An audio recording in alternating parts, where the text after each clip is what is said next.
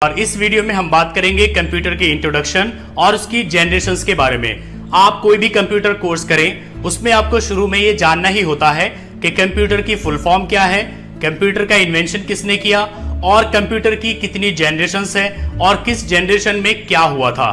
Computer शब्द Latin language के compute शब्द से बना है जिसका मतलब है गणना करना।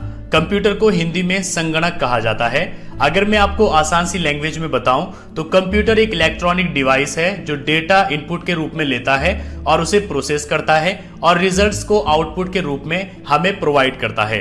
अब बात आती है कि कंप्यूटर की फुल फॉर्म क्या है। कंप्यूटर में टोटल 8 लेटर्स हैं। C for common, O for operating, M for machine, P for particularly, U for used for, T for technological, E for engineering और R फॉर रिसर्च। तो इसकी full form होती है common operating machine, particularly used for technological engineering research. अब हम बात करते हैं कि कंप्यूटर का इन्वेंशन, उसका आविष्कार किसने किया था।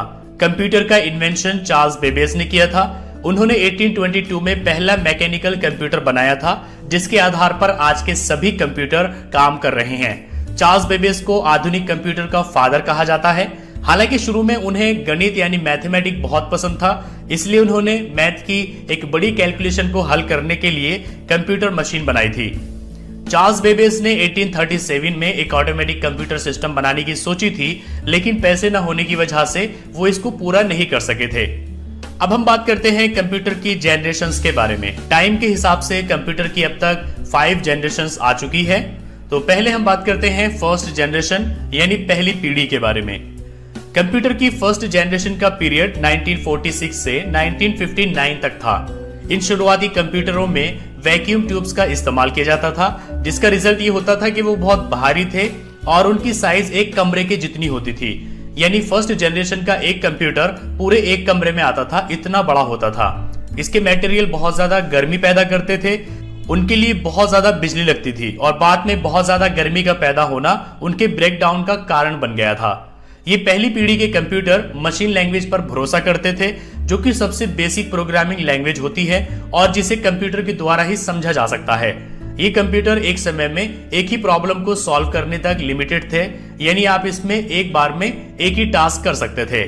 फर्स्ट जनरेशन की खास बातें ये हैं, उसमें वैक्यूम ट्यूब का इस्तेमाल किया जाता था, अविश्वसनीय होते थे, उन पर ज्यादा भरोसा नहीं किया जा सकता था, सिर्फ मशीन की लैंग्वेज को सपोर्ट करते थे, बहुत ज्यादा महंगे होते थे, बहुत ज्यादा गर्मी पैदा करते थे, सिलो इनपुट और सिलो आउटपुट होता था, बहुत ही बड़ा आकार होता था, एसी की जरूरत पड़ती थी, गैर पोर्टेबल होते थे यानी उनको एक जगह से दूसरी जगह पर ले जाना पॉसिबल नहीं था और बिजली की बहुत ज्यादा खपत होती थी। फर्स्ट जनरेशन के कंप्यूटर थे ENIAC, EDVAC, UNIVAC, IBM 701, IBM 650। इसके बाद आती है सेकंड जनरेशन, कंप्यूटर की दूसरी पीढ़ी। कंप्यूटर की सेकंड जनरेशन का पीरियड 1959 से 1965 के बीच में था। इस जनरेशन में ट्रांजिस्टर का इस्तेमाल किया गया था, जो कि बहुत सस्ते होते थे और कम पावर का इस्तेमाल करते थे। उनकी साइज काफी कॉम्पैक्ट थी। वैक्यूम ट्यूबों की पहली पीढ़ी की मशीनों की तुलना में वो ज्यादा भरोसेमंद और फास्ट थे। इस पीढ़ी में प्राइमरी मेमोरी के लिए मैग्नेटिक कोर और सेकेंडरी स्टोरेज डिवाइस के रूप में मैग्नेटिक टेप और मैग्नेटिक डिस्क का इस्तेमाल किया गया था। इस पीढ़ी में फोर्टेन, कोबोल जैसी असेंबली लैंग्वेज और हाई लेवल प्रोग्रामिंग लैंग्वेज का इस्तेमाल किया गया था। कंप्यूटर में बैच प्रोसेसिंग और मल्टी प्रोग्रामिंग ऑपरेटिंग सिस्टम का इस्तेमाल किया गया था। सेकेंड जनरेशन की खास बातें थी कि उसमें ट्रांजिस्टर का इस्तेमाल किया गया था। फर्स्ट जनरेशन की तुलना में ज्यादा भरोसेमंद थे। फर्स्ट जनरेशन की तुलना में उनका साइज छोटा था। फर्स्ट जनरेशन की तुलना में कम गर्मी पैदा करते थे और फर्स्ट जनरेशन की तुलना में कम बिजली की खपत होती थी और फर्स्ट जनरेशन के मुकाबले में ज्यादा फास्ट थे, लेकिन ये बहुत महंगे थे, एसी की जरूरत पड़ती थी और मशीन और असेंबली लैंग्वेज को ये सपोर्ट करते थे। सेकेंड जनरेशन में IBM 1620, IBM 7094, CDC 1604, CDC 3600, UNIVAC 1108 computer थे। इसके बाद आई कंप्यूटर की थर्ड जनरेशन यानी कंप्यूटर की तीसरी पीढ़ी। कंप्यूटर की थर्ड जनरेशन का पीरियड 1965 से 1971 तक था। थर्ड जनरेशन के कंप्यूटर में ट्रांजिस्टर की जगह पर इंटीग्रेटेड सर्किट्स यानी ICS का इस्तेमाल किया गया था। IC का इन्वेंशन जैक केल्वी ने किया था। इस इन्वेंशन ने आकार में छोटे, भरोसेमंद और कुशल कंप्यूटर बनाए। इस पीढ़ी में remote processing, time sharing, multi programming operating system का इस्तेमाल किया गया था। इस जनरेशन के दौरान हाई लेवल प्रोग्रामिंग लैंग्वेज जैसे कि फोर्टेन, सेकंड से 4 तक, कॉबल, पास्कल, बेसिक, एल्गोल 68 वगैरह का इस्तेमाल किया गया था। ये पहले कंप्यूटर थे जहां यूजर कीबोर्ड्स और मॉनिटर्स का इस्तेमाल करते थे। इसने इन मशीनों को सेंट्रल प्रोग्राम का इस्तेमाल करते हुए एक साथ कई एप्लीकेशंस को रन करने के लिए कैपेबल बनाया था। थर्ड जनरेशन के कंप्यूटर की खास बातें थी कि इसमें आईसी का इस्तेमाल किया गया। पिछली 2 जनरेशन के मुकाबले में ज्यादा भरोसेमंद थे, आकार में छोटे थे, कम से कम गर्मी पैदा करते थे, फास्ट थे, इनका मेंटेनेंस काफी कम आता था, लेकिन ये महंगे थे, एसी की जरूरत पड़ती थी और इसमें इलेक्ट्रिसिटी की कम खपत होती थी। ये हाई लेवल लैंग्वेज को सपोर्ट करते थे। इसके बाद आई कंप्यूटर की चौथी पीढ़ी यानी 4th जनरेशन। कंप्यूटर की 4th जनरेशन का पीरियड 1971 से 1980 तक था। 4th जनरेशन के कंप्यूटर में वेरी लार्ज स्केल इंटीग्रेटेड यानी VLSI सर्किट का इस्तेमाल किया गया। VLSI सर्किट में लगभग 5000 ट्रांजिस्टर्स और दूसरे सर्किट एलिमेंट एक ही चिप पर लगाए गए। इसी कारण इस चौथी पीढ़ी में माइक्रो कंप्यूटर बनाना पॉसिबल हो सका। 4th जनरेशन के कंप्यूटर ज्यादा पावरफुल, कॉम्पैक्ट, भरोसेमंद और सस्ते थे। नतीजा ये हुआ कि इसने पर्सनल कंप्यूटर यानी पीसी क्रांति को जन्म दिया। इस जनरेशन में time sharing, real time network, distributed operating system का इस्तेमाल किया गया था। इस जनरेशन में सभी हाई लेवल लैंग्वेजेस जैसे कि C++, DBase वगैरह का इस्तेमाल किया गया था। 1981 में पहली बार IBM ने एक ऐसा कंप्यूटर बनाया जो स्पेशल रूप से घरेलू इस्तेमाल के लिए डिजाइन किया गया था और बाद में 1984 में एप्पल द्वारा मैकशॉट बनाया गया।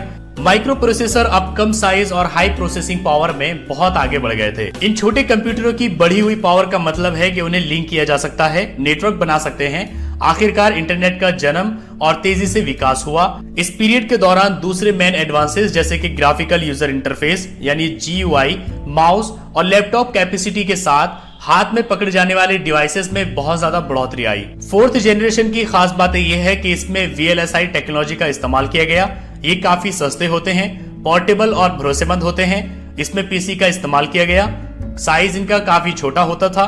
इंटरनेट की शुरुआत हुई, नेटवर्क के क्षेत्र में डेवलपमेंट हुआ और कंप्यूटर आसानी से अवेलेबल हो गया।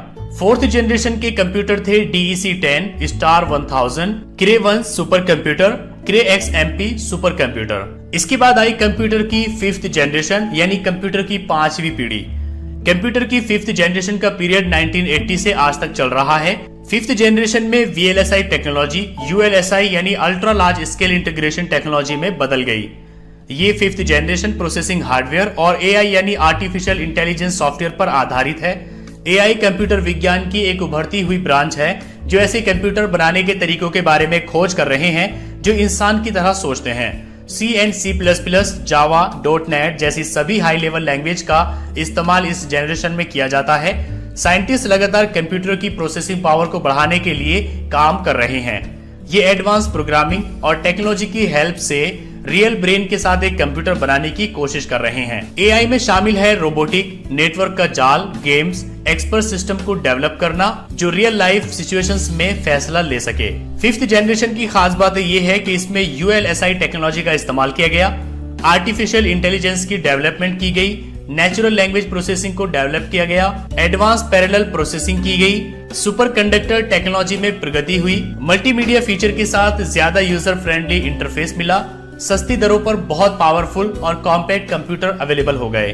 5th जनरेशन के कंप्यूटर्स हैं डेस्कटॉप, लैपटॉप, नोटबुक, अल्ट्राबुक। तो गाइस अगर आपको वीडियो पसंद आए तो वीडियो को लाइक जरूर करना। अगर आप मेरे चैनल पर नए हो सब्सक्राइब करके जाना। तो आज के लिए इतना है, तब तक के लिए गुड बाय।